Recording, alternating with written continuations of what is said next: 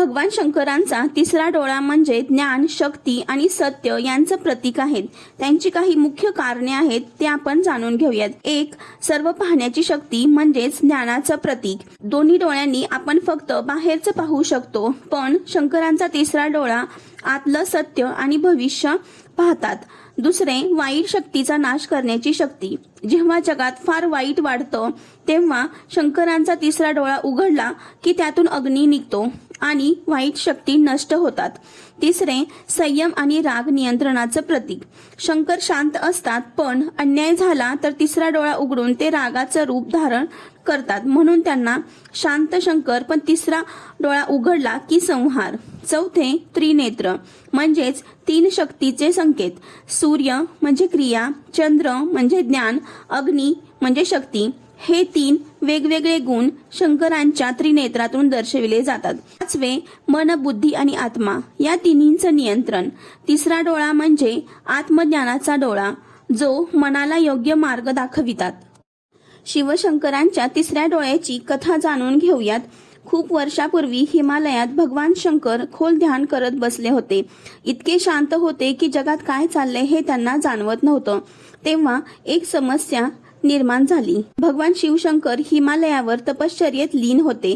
त्याच वेळी सर्व देवदेवतांनी शिव पार्वतीचा विवाह व्हावा आणि त्यांच्यापासून जन्माला आलेल्या पुत्राने तारकासुराचा वध करावा, यासाठी प्रेम आणि कामवासनेचे देवता असलेल्या कामदेवाची मदत घेतली।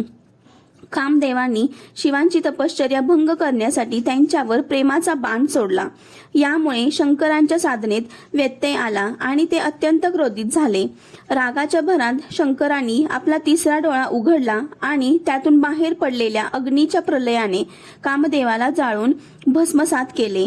ही कथा दर्शविते की तिसरा डोळा हा ज्ञानाचा आणि वासना नष्ट करण्याचा प्रतीक आहे। भगवान शिवशंकराच्या तिसऱ्या डोळ्याची शिव पार्वती यांची कथा जाणून घेऊयात। पार्वती देवीने भगवान शंकराचे डोळे बंद करण्यामागे एक कथा आहे।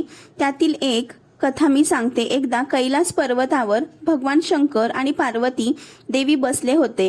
त्यावेळी पार्वती देवीला मस्करी करण्याची कल्पना सुचली।